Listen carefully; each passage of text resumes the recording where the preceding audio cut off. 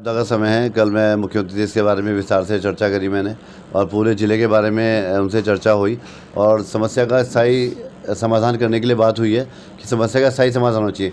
केवल राजनीति करने से कोई लाभ नहीं है। आओ और शोर मचाओ चले जाओ, क्योंकि बारिश तो रोज़ होनी है, पानी भी रोज़ भरना है और पानी का निस्तारण भी होना है। तो इसका एक स्थायी समस्या का समाधान हो, उसके बारे में चर्चा हुई। और चर्चा हुई जो लोगों का नुकसान हुआ है, फिलहाल अभी लोगों के घर में पानी भरा है, जिससे कि किसी का टीवी ख़राब हो गया, किसी का फ्रिज ख़राब हो गया, घर में दरार आई है, थ्रेड आई है, छत बैठ गई है, घर में खाने के लिए नहीं है। उसके बारे में मैं लिस्ट लेकर गया था और मुख्यमंत्री ने उसके लिए जांच बिठा दी है। पटवारी उसकी जांच करेगी और जितना जिसको मुआवजा आवश्यकता होगी वो दिया जाएगा। किसान भाइयों के बारे में बात हुई है। किसान भाइयों की जो फसल नुकसान हुई है, धान की फसल नुकसान हुई है, गन्ना ख़राब हुआ है, गेहूँ ख़राब हुआ है, उसके बारे में भी पटवारी को जांच दे दी गई है। पटवारी जांच करें और सबके नाम लें और उनको सबको मुआवजा दिलवाया जाएगा।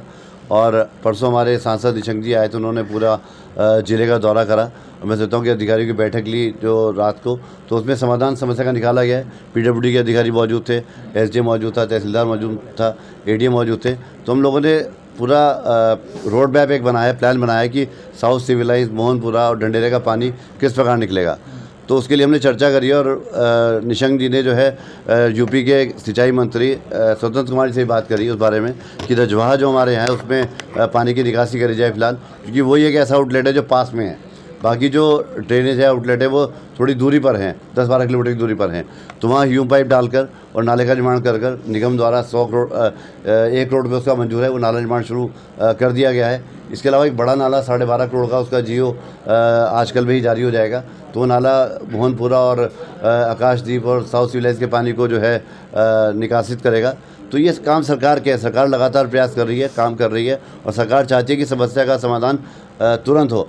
और उन एरिया के लिए जो निगम में जुड़े हैं पिछले 6 साल से और वहाँ कार्य नहीं हो पाया, उसके बारे में मैंने माननीय मुख्यमंत्री से चर्चा करी कि यहाँ पर सीवर लाइन का परमानेंट प्रोजेक्ट बने और सीवर ट्रीटमेंट प्लांट लगे, पंप स्टेशन बने। जैसा हमारा रुड़की का सिविल लाइन्स है, ऐसे ही साउथ सिविल लाइन्स होना चाहिए। ये हमारा सपना है और ये हमारा सोचना है कि वहाँ पर सारी सुविधाएं उपलब्ध हों।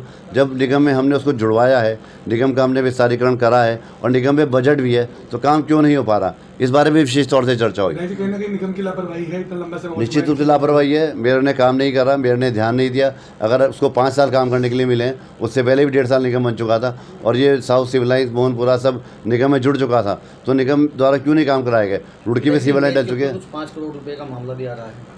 किसका? 5 करोड़ का कुछ मामला घोटाला। मुझे इसकी जानकारी नहीं है, पर मैं तो काम पे ध्यान देता हूँ। काम देखिए, रुड़की में नाला पानी भरा और तुरंत हमने उसका निस्तारण कराया, एक नाला बनाया टेम्प्रेरी, और जगह जगह जाकर हम लोगों ने पानी की निकासी कराई है, लोगों को सुविधा भी दी है। और हम लोग लगातार लोगों के नाम भी लेते हैं जिनको नुकसान हुआ है, उनके मुआवजे के लिए लिस्ट मेरी शासन में चली गई है और बहुत जल्दी उनका मुआवजा भी आ जाएगा।